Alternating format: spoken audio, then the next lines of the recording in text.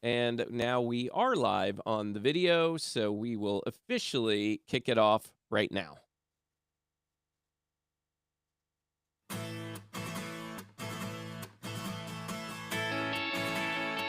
Good morning, podcasters. Today is Wednesday, July 8th, 2026, and today it's our news and comment episode. Is podcast movement about to change who gets a voice in podcasting? Why are so many indie creators still impossible to find? And what YouTube habits are most podcasters skipping? So if you're listening live on Clubhouse, hit the share button, top right-hand side of the screen, and share it however Clubhouse lets you. And if you're catching us via podcast, YouTube, etc., please share this with a fellow podcaster. And now, give us about 30 seconds, and we'll get things rolling. Thanks for being here.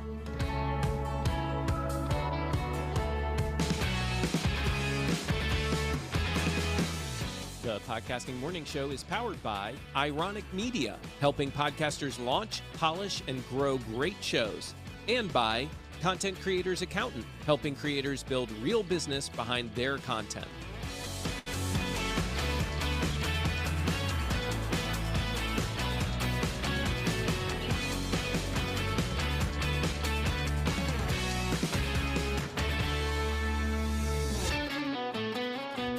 Good morning again, Podcasting Morning Show. Thank you so much for being here. I am your host, Mark Ronick, and currently on stage with me, my co-hosts, DR Fay, Ralphie Stepp, BC Babbles, Sid Meadows, and from the audience, we have Dan and Tide joining us as well. Great to have you guys here, and Alex Baelish has just joined us as well. And a good morning to those of you who are already listening live on Clubhouse, Dave, Janaid, and Tim. And I see we've got a few people over on the video streams, YouTube, etc. as well. Good morning to all of you. And a quick reminder that tomorrow we will be featuring another podcast in our Spotlight series. This is where we're just trying to give back to our community, promote our fellow podcasters, and share what they're up to, their projects, their podcasts, etc. And it's of no charge for anybody who participates.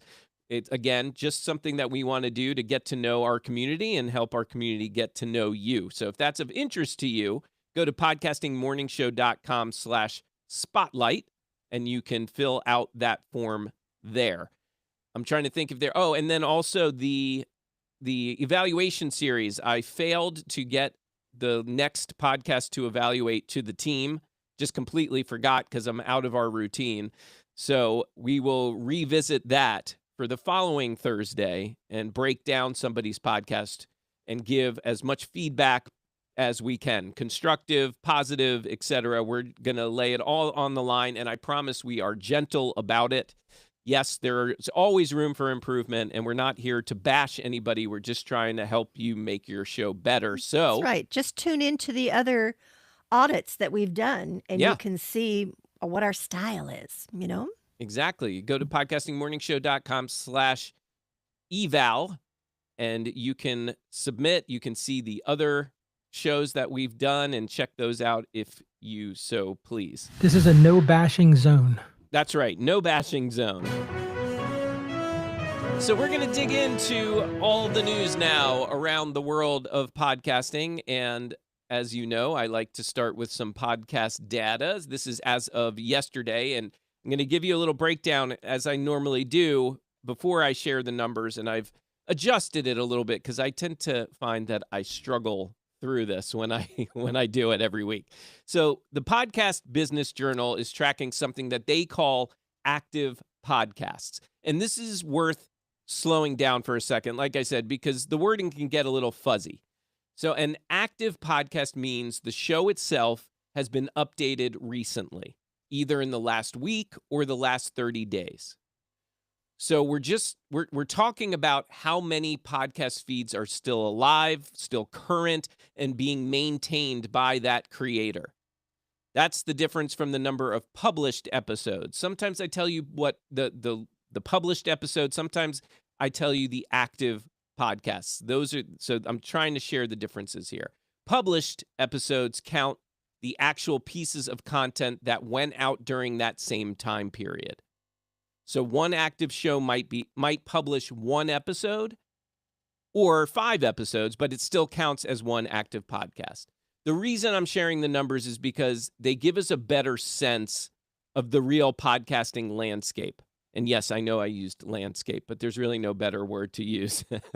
When people say there are millions of podcasts out there, 4.7 million to be more specific, the number includes a lot of dead shows, abandoned feeds, experiments, and podcasts that haven't been touched in years. And some of you may argue, and also a lot of AI podcasts as Is well. landscaping a bad word, Mark? Like, Well, I'm it's an understanding AI what. word. It's an AI word that's so overused Now by that's AI. interesting because I hadn't even seen that as an AI word. So I've just N- learned something this morning. See, when Neither you have join I, us, but you we can learn take something. we can take a deep dive into that. I'm sure it's riveting. Yeah, and the deep captivating. dive, and I get that, but landscape, I hadn't heard that one. Now I've You got to know, scour my stuff to see if I'm using the word. landscape was way more common at the rise of ChatGPT. It has not been used as much lately. I think partially that ChatGPT has made some adjustments, and I think human beings have made some adjustments from that. I So it's haven't not. seen deep dive in a while as well. Yeah. I think that, they make adjustments Yeah. along the way. So anyway, let me give you, this is the total active number of podcasts. This is not how many podcast episodes were published. This is based on what I just shared with you, the total podcasts this week that are considered active. 185,394, which is down 2.2% from last week. Total podcasts updated in the last 30 days, 346,870. That's over the past 30 days, which is down 3.7% from the previous month. And I know we'll talk Dan. about this later, but Yeah. I think that's the same number of people that applied to speak at Podcast Movement. I wouldn't be surprised, to be honest It's with a you, Ralph. big number, my friend. And that headline that I teased at the top, we will talk about that and how they're dealing with that. So, yeah, more to come there. Dan, you had something. Go ahead. Yeah, it's really cool about that number. Like, as podcasters, we might all kind of think, oh, that's kind of a smaller number. Does that mean podcasts aren't popular? Blah, blah, blah. It's really encouraging, actually, right? Because 185,000 is not a big number in the scheme of things. When you are trying to create a show that is really unique and that is just speaks to your perfect listener, and that, you're trying to create a show that is like a category 1 of 1 show. Like, there ain't no one like you, right? That should be our goal in podcasting. You only have 185,000 people to compete with. And how many of them are even in your niche in the first place? How many of them are trying to do a show that's formatted like yours in the first place? I get excited when I hear, like, obviously I want podcasting to continue to grow. Yeah. But it's really neat, though, when you start to look at the big numbers and go, okay, no, there's a lot of competition, and mostly it's a competition for people's time and attention. But when you're looking at a number that is relatively small like that compared to, how many web pages, how many YouTube videos, how many TikTok videos, all that kind of stuff, this is exciting. Yeah, I agree. There's not a lot out there. Yeah, I agree. And you were talking about landscaping, not manscaping, correct? Yeah, totally different things. Yes. Okay. That's a pre-show topic, Dan. Let's keep that in the pre-show. That's right. All right. We are trying to work on something for those of you who don't catch the pre-show. We are working on something so that you can actually catch the pre-show even if you can't be here live. So more to come on that down the road. In the meantime, DR, we need your top 5 lists. You've got 2 of them for us today. She says 1 second. Sorry. There she is. Here I am. Okay, so the first top 5 list is from Apple, and it's all on history. Okay? So here we go.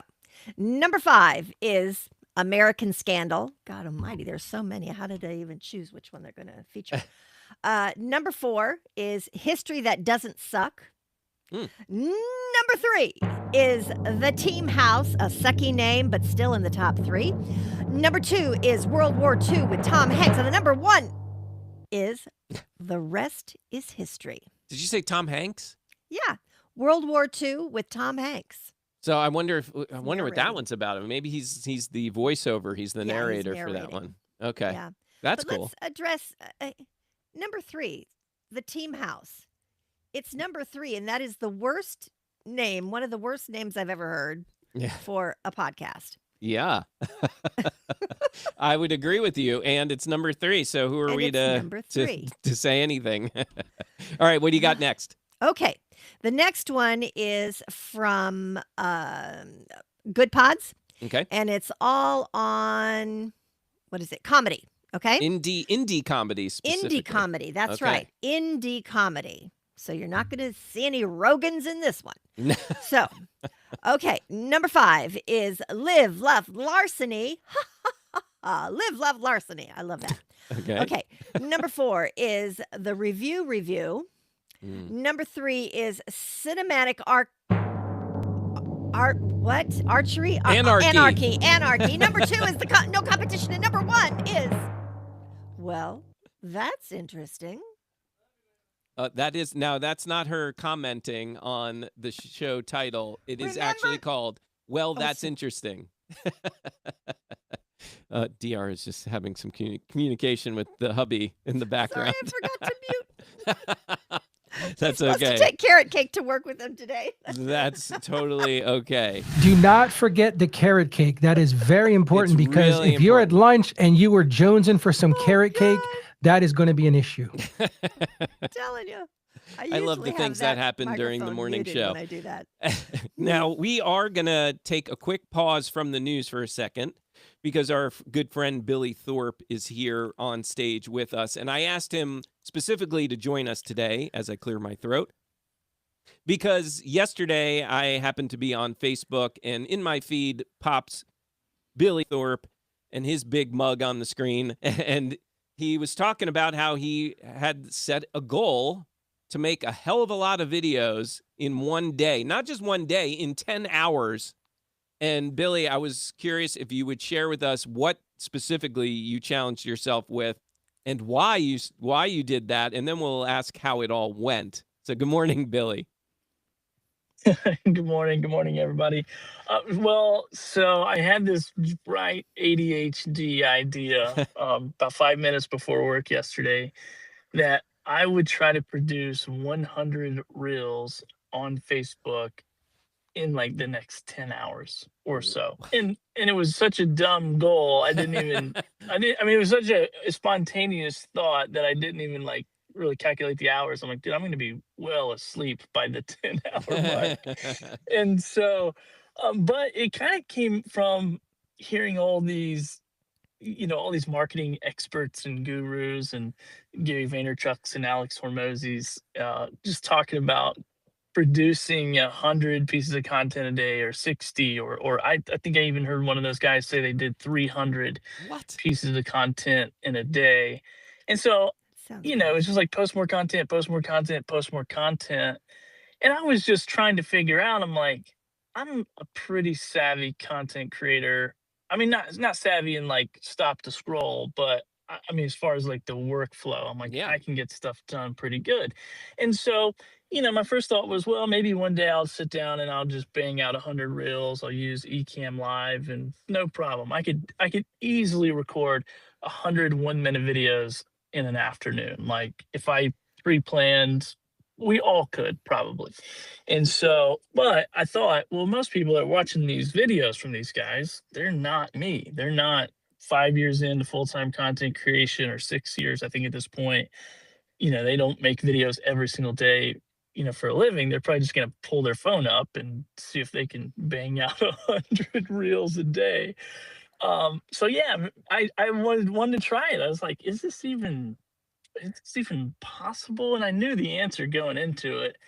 But anyway, yeah, Mark, that's what I did. So yeah, it was a little bit of a spontaneous ADHD, challenge that was really, the failure was before it even started. Okay, so honestly. it was a failure. How many did you actually get done? Well, I got 15 posted. Okay. And I did record the 16th one, but I just didn't even post it because I got distracted doing something else. So. A spontaneous fit of madness. Junaid had a question, I think, for you, Billy. Go ahead, Junaid. Well, Good morning, Good everyone. morning. Good to be here. It's not really a question, but it's kudos to Billy for even attempting this. What's funny is that just last week I saw this gentleman. He literally posted 100 videos in one day. And now it doesn't have to be a video that you're actually recording. It could also be a screen share. It could also be a screenshot. And something that Alistair Moji and these big gurus talk about posting 100 posts a day, it's not just video. Like you have so many different avenues to post content. This could be short posts, it could be article, this could be so many different ways. And we think that it's only videos. Sure, videos do get a lot more pull on Facebook specifically. So you don't have to go crazy as much. And if you hear my kids around because they're sitting on top of me. That's okay. You're following in Alex's footsteps with Lucy always chiming in when he chimes in. Yeah, love that. Thank you, Janaid. Yeah, Billy, I feel like you were going to say something else as Janaid chimed in. Well, I was gonna, I mean, just to speak about that, one, I just did video because it's the fastest thing that I can produce. Like, Mm-hmm. I'm not gonna sit there and type up 50 posts on Facebook. And also, I have a little bit of a side motivation, like Facebook is monetizing content creators right now because they have a problem. There's a lot of people on the platform, but not a lot of content, and so they're incentivizing creators, especially through Reels, to be able to do that. So I'm like on the edge of being accepted into this monetization program. So there was a little bit of push there too, of like, well, if I have no agenda except for to upload 100 reels, which I may continue, I may redo that 100 reels, but do it the way that I think it should be done, which will make it way more possible. But I was literally just trying to figure out, could the average person who has a full-time job that's working just start and stop and pause and like, because I'm uploading those videos like right when I shoot the video, like it Yeah. was immediate. No And editing, so nothing. Yeah. no editing, nothing. I mean, and it was still fun. Like I got a ton of engagement on it. I didn't realize that they were auto posting to Instagram, so I Oh, just didn't know. And so I was, but we always talk and think and talk and think, and I've been thinking about these vertical and can I be like this out in the wild kind of vlog vertical guy? And I was just like, well, who knows? Let me just try it and see what happens. And it's so great because people like immediately are like, "Hey, idiot, this is going to take you have to post a video like every 6 minutes if do you the want to hit math. this goal." I'm like, yeah, well, that's engagement. I had the most amount Yeah. of engagement yesterday than I've had in years on my social media accounts. Cool. So Interesting. it's part of the game. Yeah. So I was just trying it to see, because it's easy to say. It's easy for me to tell people just upload 1,000 videos a year on Amazon and you'll, do the math, you'll make probably 100 grand or more. But it's like that's a hard to do, Yeah. and it takes a lot of skills to do it. So anyway, I was just trying to figure out like would that or would that not work for me, and it's not a workflow that I'm going to adopt, but either way, it doesn't matter. Like even if you pre-record 100 videos, like that's still a lot of work. Like work is work. Yep. Like it doesn't matter. Or if you try to do 100 posts or 100 pictures or 100, whatever, it's a lot of work no matter how you chop it up. Absolutely. And Hey, you've I got to wanted be worried about oversaturation too, Billy. And that's something that Yeah. my team's been looking at. And it's one thing to get a lot of engagement. And you're right about the Facebook thing because they've been throwing mad money at stuff. Like I'm seeing dollars coming in through the reels we're posting that I've never seen before because they're just throwing bonuses out left and right. But I think you also can be overplayed. And to the point where people are like, oh, here's Ralph talking again. I'm speaking for me. There's Ralph talking again. Like, I can't stand him anymore. And they end up blocking you or snoozing you for 30 days because you've overstimulated them. That's my only concern with that whole structure. Yeah, I'm Well, with you there. Go ahead, Billy. I disagree because, I mean, well, first of all, I kind of heard the strategy from two big influencer guys who are posting hundreds of pieces of content per day. And I probably see 3 or 4 pieces of those pieces of content per day from those guys. So I don't think it is oversaturation because I don't think the algorithm is.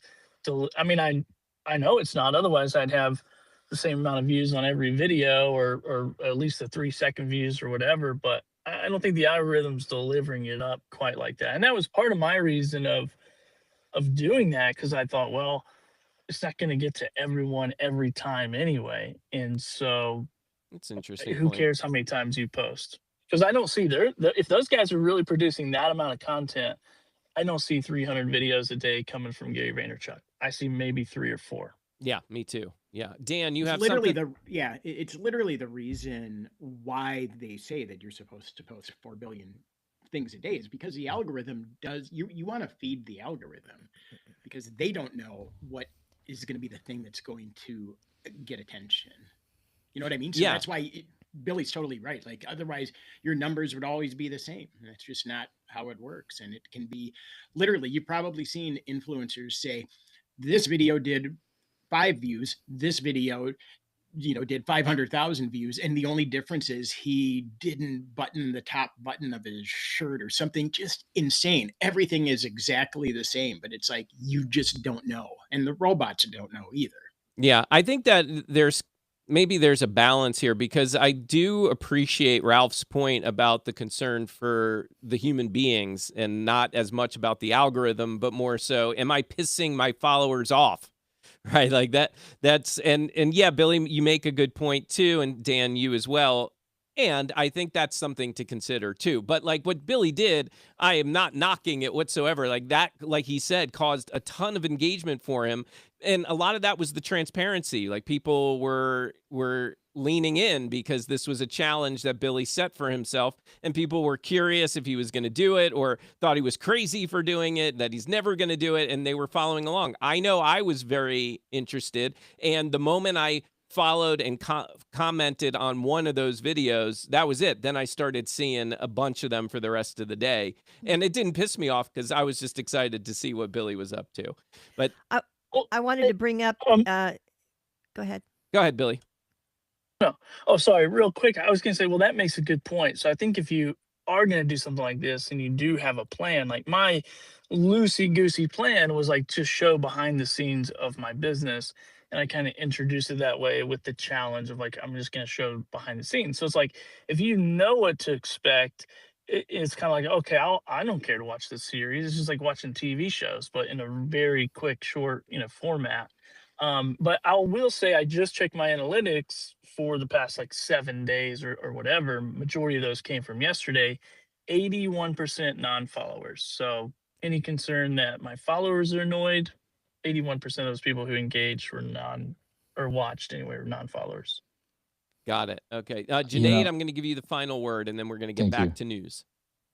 Absolutely. So we've been living in a world where, we've seen Facebook, Instagram as social media, something new Gary Vee's calling it, and this is something introduced by TikTok, and this is now has become interest media. And Billy's point and analytics, 81% came from non-followers because they're interested in the content that he's sharing, right? So it's all about interest media. Even if you have 1 or 0 followers, people are going to see your content because they're interested in that kind of content. For example, if you're doing a plumbing video and you just want to change that toilet or whatever, people are going to watch that video even if they don't follow you. We do that all the time. So that's what Facebook is not pushing into. Thank you. Yeah, thank you, Junaid. Appreciate that, and appreciate you, Billy, jumping in this morning and sharing that experience with us. Very interesting for sure. I'm a little tempted to try something similar, but I think I may go crazy. So we shall see about that. And in the meantime, you and I both. Let's both do it, Mark. Yeah. Okay. All right. Let's talk, Junaid. Let's talk. We're working on a project together anyway, so we'll talk about it. Oh God, this worries me. This worries me. Quick tip, smart move. Yeah! Content creators business bite! And today's Content Creators Business Bite is brought to you by the guy who's going to host the segment, Ralph Estep Jr. of ContentCreatorsAccountant.com. Ralph is a 30-year expert in the field of accounting. He is my accountant as well and helps other content creators, not just with their finances, but also with their business strategy, because let's face it, you got to have a strategy in order to be able to talk about your business finances. And Ralph really makes it easy. He's gentle about it and is genuinely interested in helping those people he's working with. So if you're interested, if you're feeling a little overwhelmed by your finances, check him out at contentcreatorsaccountant.com. In the meantime, Ralph, what do you got for us today? Well, thank you, Mark. That was a very kind entrance. So there was a headline that hit my desk this week, and as the content creators accountant, I couldn't let it slide by. Listen to this. Starbucks is going to start paying its baristas to make TikToks. Yes, you heard me right. So Starbucks is partnering with TikTok. Now, this is the first brand to pilot what they call a custom creator network inside TikTok's content suite. And this is going to be an employee-generated content program. It builds on something they call the Green Apron Creators Program for 2024. Here's the way it's going to work. Selected baristas are going to get creative briefs and make videos. And then each is going to get a direct cut of the ad revenue as long as it is Starbucks approved. And this is going to launch later this summer. Now, I want you to follow the numbers on this one because this is what I always look at. 61% of Gen Z discover new products through employee content. So Starbucks is tapping into something very smart here. 40% of all consumers do the exact same thing. Now, Starbucks' own people already post about the company 3 times the rate of comparable chains. So they're sitting on a gold mine of authentic content. Now they're paying to formalize it. So I want to run it through something that I call the creator revenue formula. And if you work with me, like Mark said, this is a thing I think we really need to focus in on as content creators.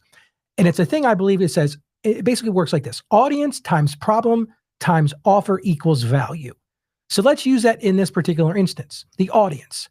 Every barista's personal following is going to be the audience here. The problem here is young customers don't trust glossy advertising anymore, but they trust that TikTok video. And the offer, pretty simple here. The drinks, the experience, and the vibe of Starbucks. You multiply those together, you get real value. And that's not an accident, that's a formula. And here's the part I really want, especially if you're a creator getting a check like this. That ad revenue money is business income, and that's going to show up at the end of the year on the 1099. So I wanted to bring this back to, hey, what does this mean to me? So if you're doing this same sort of thing, track it, set aside for taxes, and treat it like the business it is now. The dream is the check. The discipline is what lets you keep it. So this isn't all about applause. Starbucks workers are also pushing back a little bit. They have a union now, believe it or not. So they're not thrilled about this, but they're getting paid for content is a real win if you do the math for the worker. So that's what I really want to talk about today. I think it's a great idea. I think you're going to see a lot more businesses following along this because it's going to be an incentive to their employees as well. So that's my content business bite for today. Thank you. And yeah, I'm curious, really for everybody, would you feel more trust in a brand's content if it came from the employees instead of, the marketing department, or would you still assume it's kind of scripted or maybe inauthentic? Curious what people think about that. Go ahead, Ralph. I think it's going to depend on the tone of voice because honestly, they're saying it's going to be approved by Starbucks. But, there's a certain way of saying things that the glossy stuff doesn't work anymore, like the standard commercials that we all grew up on. So, Mark, I don't know. I think that's the person you're going to recognize. I see that Nikki put something in the comments. My school started doing something similar. And she's right. It's going to attract Gen Z because that's a loyal base there. So I think it's a wise thing to do. And honestly, the other thing about it, think about it on the money side. It's a way for these folks to make a couple extra bucks too. Yeah. And if you're making extra money, hey, in this economy we're in right now, that's a beautiful thing. Yeah. And although I don't know specifics, I don't think, generally speaking, Starbucks baristas are getting paid a lot of money for doing what they do normally. So adding that in there to kind of what Billy was just sharing, to their everyday workflow, whatever they're doing, putting a camera on them, talking to the camera about it, being authentic, I do think that can really help a brand, whether it's for awareness or something else. Billy, you wanted to comment on that. Go ahead. Well, I was just going to say that coffee is pretty rough already, so don't get too distracted. Yeah, I'm not sorry, Starbucks. Not a big fan of Starbucks coffee. It depends on what I'm getting, but yeah, in general, I feel the same. Alex, good morning to you. Did you want to add something? Yeah, I think it's a brilliant idea, first off, and it's a great way to have cheap advertising. They put no money into it, and they have the baristas actually do the content. I mean, Starbucks is a cult, just like a lot of these brands are, and you either love it or you don't love it. I used to work for Starbucks, and it doesn't surprise me that they're doing this. Um, they're very employee friendly in a lot of ways. I know you can debate some of the stuff that they've done, but you know, they've got tuition reimbursement, all sorts of different stuff. So, I mean, I don't know if the money that these baristas are going to be making is going to be huge, but at the same time, you know, It's extra money. Yeah, it's extra money. I just think that people love behind the scenes stuff, whether it's curated or whether it's on the fly. I mean, and that's the demographic that they're going for. Unfortunately, the demographic that they're going for isn't really in this room. So, I mean, Starbucks has not been a coffee company for years. If people haven't realized it, they are a tween slash teen company now, and that's a different conversation. But yeah, it's kind of interesting. Absolutely interesting. I think it's a great move overall. Yeah, and I do think a lot of other companies, well, some of them are already doing it, and others will probably follow suit. So more to come on that. We really should do a deep dive and really check the landscape of it, don't you think? Good callback. By the way, I totally skipped events that you may be interested in, so I will do this quickly. First, Thursday, July 16th is Podcasting Made Simple Live. That is a Podmatch Alex Sanfilippo production, and it's a premium podcasting virtual event focused on helping podcast guests and hosts improve their craft so they can make a bigger positive impact on the world around them. That, again, July 16th, 11:30 a.m. It is a paid event, but just kind of, at least follow Alex on social media, and you'll probably find at some point a free ticket to that event. Go to podmatch.com/event. And I just want to make sure, am I still coming through okay? Okay, just making sure. I wasn't sure. It looked like my computer might have frozen, but I think I'm good. All right, so yeah, check them out, podmatch.com/event. Also, I want to put out a quick call to the Podcasting Morning Show community. We had a few volunteers for Empowered Podcasting 3 drop out due to unforeseen circumstances. So we now have up to 6 volunteer spots for this year's conference in Charlotte this August. If you've been wanting to be a part of EPC3, this could be a really great way to get involved. Volunteers will get a free ticket and full access to the entire event. You'll still get to experience the sessions, the networking, the community, and all the energy of the weekend. We'll just ask for your help at certain points during the event to keep things running smoothly. We're looking for people who are reliable, friendly, community-minded, and excited to help create a great experience for indie podcasters and content creators. So if that sounds like you, or you know somebody who'd be a great fit, head over to empoweredpodcasting.com. You can reach out to us there or reach out to me directly, Mark, M-A-R-C, at ironicmedia.com, ironic spelled with a C. Again, we're filling around 6 volunteer spots for Empowered Podcasting 3, and we'd love to have you join us there as a volunteer. And finally, since we're talking Empowered Podcasting, I have to mention Empowered Podcasting Live. Today's guest will be Julia Levine.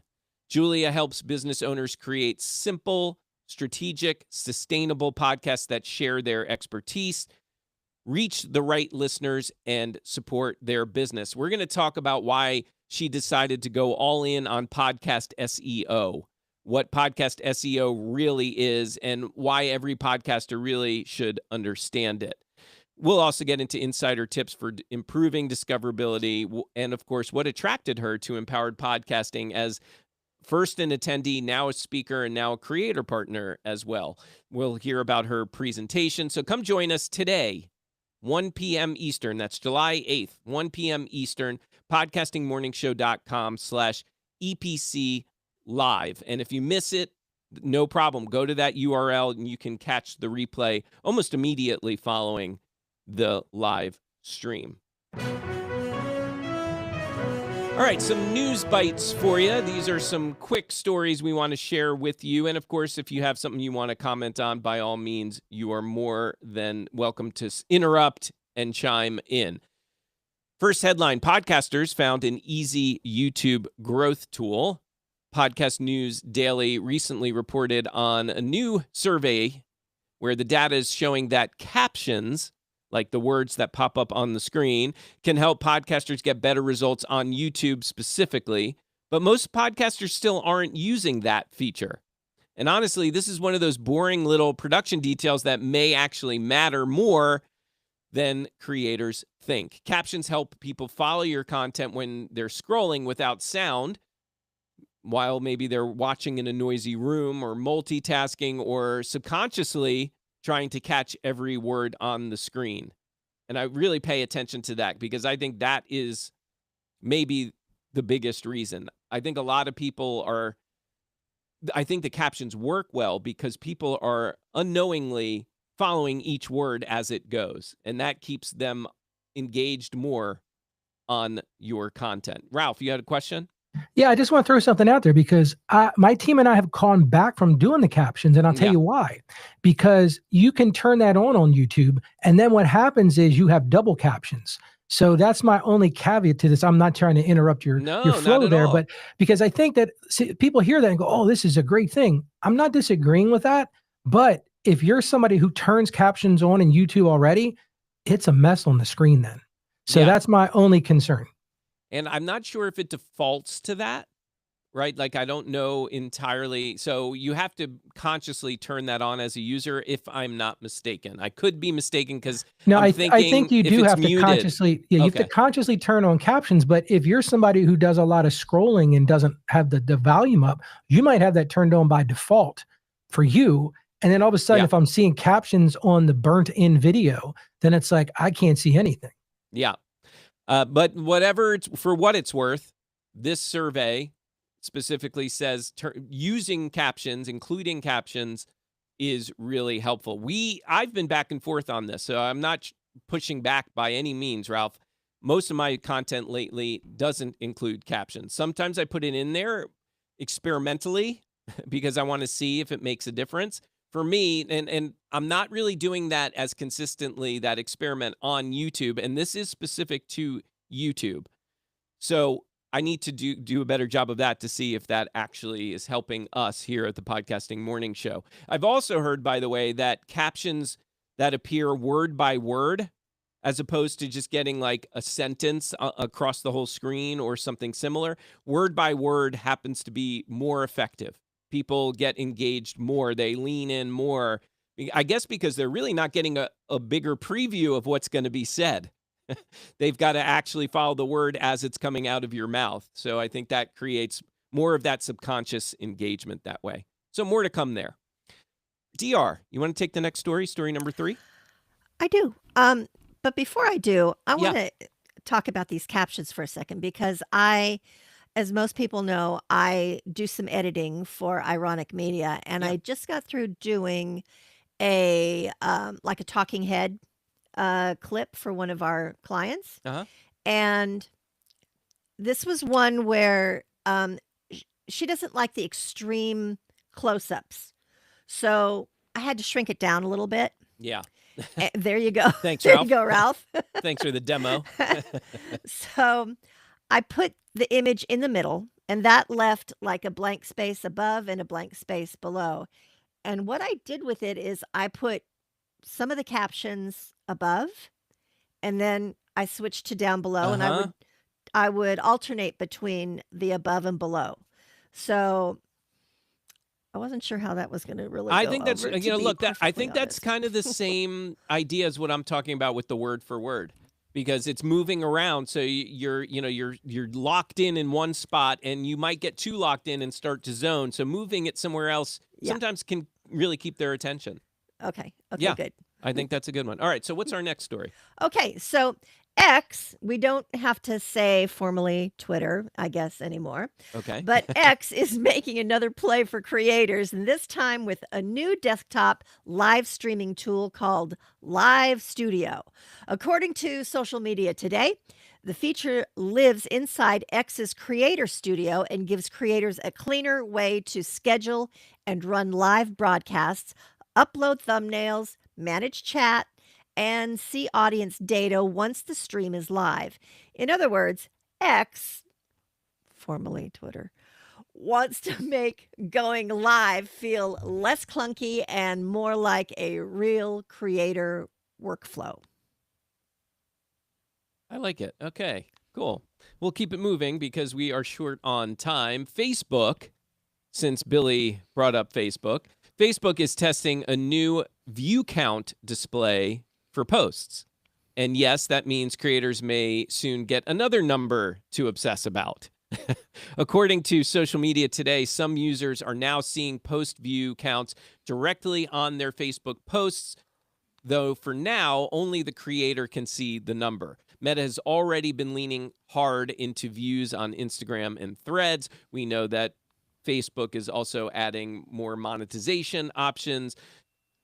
So this makes a lot of sense to me why they're also including those kinds of numbers now. For podcasting creators, yes, it's useful, but I think it is a little dangerous. As we say here on the show, other social platforms, well, I should say specifically on other social platforms, the views can show whether your content is getting reach, but they can also trick you into chasing those cheap attention thrills instead of maybe more meaningful conversation. So be careful with that. It's good to know. It's good to have that stat and be able to reference it with things like sponsorship, as we've talked about with your podcast real estate.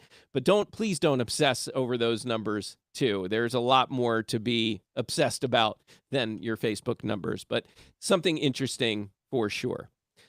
Okay, let me see here. Since we are short on time, let's go to BC. BC, you have I'm calling it Tech Corner for now. You're giving us the latest updates around the tech side of podcasting. What do you got for us? Yes, well, attention all beta testers, something new for you to look into. Got a new remote recording tool called SureTake. It's making a pretty clear promise: fewer bells, fewer whistles, fewer and better files. The Canada-based platform is aimed at editors, studios, and production teams that want high-quality local audio and video recordings without pushing clients into DIY editing dashboards, AI tools, and bloated production suites. According to the company, each participant records locally, very Riverside-y. Guests can be use one permanent link without signing up, and editors can automatically access the files when a session wraps. For indie podcasters, this is one of those watch the lane stories. SureTake isn't trying to be Riverside or Descript, Squadcast, StreamYard, and it's made statements vehemently establishing, so I will add there. It's betting that there's still a reliable market for tools that simply record clean audio and video and then get out of the way. The skeptical look here is that simplicity is a nice pitch, but only if you get those nice recorded files reliably, because nobody cares about how clean the interface is if the files don't actually appear once the work is done. Even still, for producers who are tired of every recording platform turning into an AI content factory, SureTake might still hit a nerve here and there. Yeah, so SureTake is the name of the company, and I mean, SureTake. I think it's a smart move. It's certainly, we always preach, try to simplify things for yourself as a content creator, and this could be one way to do it. You know, we talked last week about Riverside becoming really an all-in-one tool, and we had some mixed feelings from the group about that. So this could be an answer to something like that. If you want to simplify the recording process, maybe check that one out. I'm curious about it. I would like to check it out. So thank you, BC. Well, personally, I've had clients who have come to me who only want to record a show and then have nothing to do with the creative lift of post-production. So that's a reliable market for that right there. Absolutely. And DR and I know there are sometimes It's sometimes challenging when our clients are using Riverside or something else and they're trying to share the file. Sometimes they share the wrong thing or the link isn't working properly or what have you. So hopefully, if a company like this is claiming simplification, they're simplifying those types of areas. So we'll hear more as time goes on. Thank you for that, And BC. Mark, I just want to bring something to everyone's attention because you got to join the show live. Because just about a minute ago, we've added a new cast member to the show. And Mark's dog, and I apologize, I don't know your dog's name. Harley. Harley has joined the show. But Yes, Harley just picked up when I said his name. So. Yes, he heard his name. Sorry about that, buddy. He was sleeping so comfortably. Harley is the official mascot of Empowered Podcasting, by the way. He joins us every year and will be back this year as well. Go to empoweredpodcasting.com and get your tickets. By the way, 20% off if you use code EPC Mark20. Again, Mark spelled with a C. All right, so let's get to a couple of the headlines. These are some of the stories that I think we might have a little more conversation around. Podcast Movement lets the crowd pick the stage. Podcast Movement has opened up part of its 2026 conference programming to the public for the first time. Voting is now through July 21st, giving the podcast community a say in which proposed sessions make it onto the stage at Podcast Movement 2026 in New York City this year. It's a rare chance to influence what gets taught at one of podcasting's biggest industry events instead of just letting the usual insiders decide what matters. By the way, Podcast Movement takes place September 17th and 18th at Terminal 5 in New York City.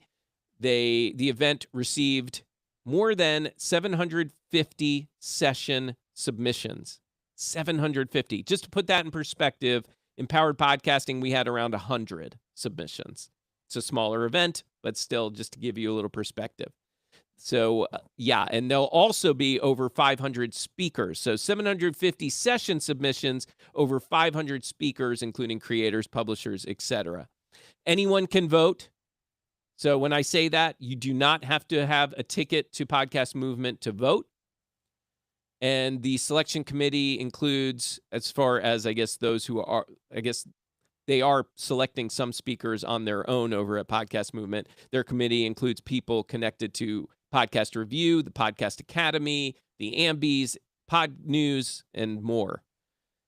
So my question is to the group, should more podcast events let community help choose speakers and topics?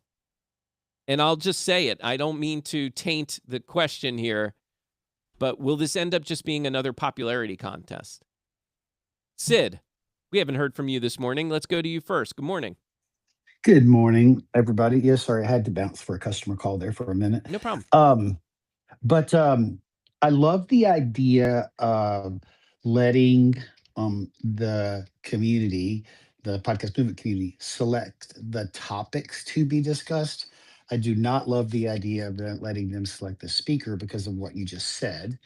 It's going to become a popularity contest. And for those of us that are unknown, may not get any votes except from our friends, right? And that's not necessarily the people that you would want to vote to, like, because they're not going to consume the content, right? So I don't like that idea of it. I appreciate that they're trying to involve the community. Me too. But I just think that there's probably a better way because they might miss out on a really great speaker on a really great topic, but the speaker is unknown.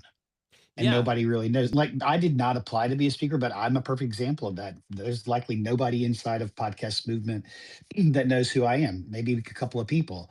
So that's the part I'm not a fan of, but I like that they're involving their community, which is really good.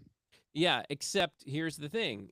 Are they really inviting their community? They're inviting the entire world, theoretically, because it is open voting.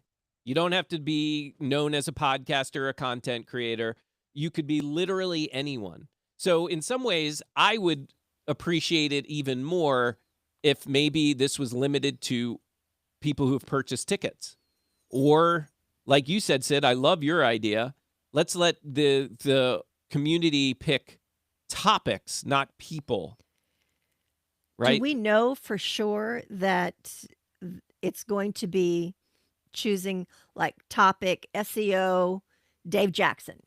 Do we know for sure that the person is going to be connected to the topic? Well, Ralph, I know, is one of these speakers who's in the voting process. I voted for him yesterday. So, yeah, Ralph, do you want to answer that? Yeah, so no, it's a popularity contest, sort of like back when you were in high school running for class president. And it's how many people. And now here's why I have an issue with it. I think the idea of doing it is a great idea. Like I like the idea of it's not some, some dark room of people saying, well, let's pick this person. But if you think about it, what this is going to do? Is it going to incent networks and other people who have big, deep pockets to go out there and solicit votes? And and that's why I think they're being careful about this, because it's only 50% of the speakers are going to be chosen this way. Okay. Uh-huh. So they're opening the door a little bit. But I got to be honest with you, because Cindy brought it to my attention yesterday. I didn't even know about it. And she goes, I hope you're on top of this. I'm like, well, I am now. But it took me 20 minutes to scroll through till I could even find my speaking presentation. So that tells you the volume of what we're talking about. And the thing that was interesting, DR, and this kind of goes along with what you were asking, there's a lot of people that propose the same speeches with little different wording. I think people had a great time with AI saying, what can I speak at Podcast Movement about? Because AI spit out a lot of the same stuff. So based on that, DR, it becomes a popularity contest. Yeah. And I'm hoping to win that popularity contest. I've been posting all over social media trying to get people to vote for me. And I think I've got 21 votes as of this morning. So thank you everybody who's done that. But at the same time, I want to bring value to the presentation.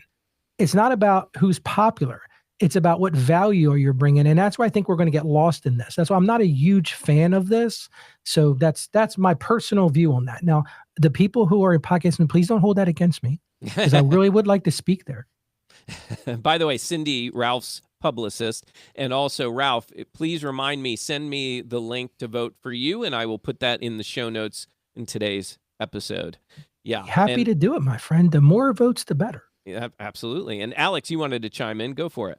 It's so frustrating, this whole thing, because, I was lucky enough to speak at Podfest, and just because you speak doesn't mean anybody's going to listen. And what do I mean by that? I had a great opportunity. I would love to do it again. It was one of the best days of my life. But if it's placed in the wrong situation, it's also going to be hard. It's a little to what Ralph is saying.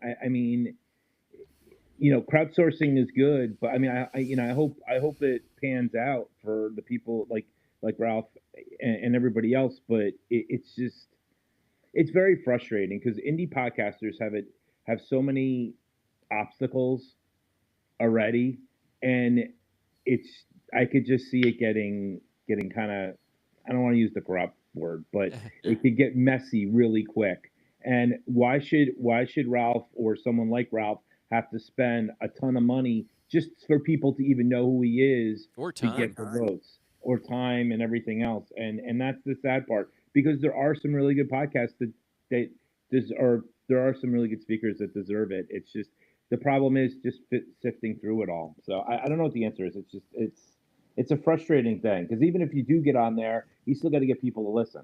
Yeah, I admit I got actually excited about it at first. Like when I saw what they were doing, just kind of the overview of what they were doing, I thought it was really smart, and like something that for empowered podcasting, even like I think we could incorporate something like that. But to all of the points that are being made here, I don't want it to become a popularity contest. That's not what we do at Empowered Podcasting. It's quite the contrary, that we try to really consider everybody as an equal, and a popularity contest isn't going to really support that. And Mark, what was funny is, as soon as this became sort of known, I'm a member of the TPA. I was getting bombarded with emails. LinkedIn was full of all this kind of stuff. I'm like, okay, so everybody's out there with their shiny penny now trying to push this. Now, I jumped right on the bandwagon, to be very honest with you, because what else are you going to do? Like, this is the rules they've set. So you're going to go do that. But it was just kind of comical. I'm like, well, this is going to be interesting. Yeah. Junaid, what did you want to add?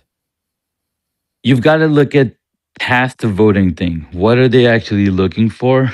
They're looking for more email addresses. Come on. That's why they open it up. That's what everybody wants. They want more email addresses. They can push more content to it. Good point. And that's exactly their new play. I Thank mean, you. that's a But what's really fantastic nice, point. Mark, Yeah. what's really nice about this is, you know, Ralph is going to go on a barnstorming tour to get your vote. He will personally go to your house and set up your podcasting situation free of charge to get your vote. Okay? So look at it that way. You could also get that little service on the side. He'll bring his cow with him, but it's okay. It might take a while. It might be after Bring a the whole cow. voting. Well, but as the money guy, who knows? Maybe he'll come to your door with come to your door with a couple of bucks. Well, You it'll never be a know. write-off. He'll somehow make it a write-off. So, Mark, Yes. what topic would you vote for immediately if you saw it on the list? Just boom. Fantastic question. So not as a speaker, but as a topic. Yeah. Honestly, I've been so well, for whatever reason, podcast SEO specifically has been me in too. front of me lately over the past few weeks. Yeah. So if I saw that on the docket and I was walking into a conference today, I would probably go or vote for that one for sure. That's why I'm looking forward to today's conversation at 1 p.m. at podcastingmorningshow.com/EPC live with Julia Levine. She is a wizard with podcast SEO. So I'm really excited about what I'm going to learn there. And she's she going to be have a talking about course? it at the conference as well. She's got all sorts of stuff, and I can't say specifically, but I'm pretty sure she does have a course on that specifically. about that? Yeah. So check that out. All right, I'm looking at the time here, DR, and I know I saw you were like playing around a little bit with the next story, but we're going to have to hold it because we are out of time. Tomorrow, we're back with the mailbag where we'll be answering your podcasting questions. So if you've got any, bring them tomorrow or drop us a line at our Empowered Podcasting Facebook group or email me. You heard the email address earlier, and you'll find it in the show notes as well. But yeah, come join us at podcastingmorningshow.com/join us. And until tomorrow, make it a great day, everybody. Take care.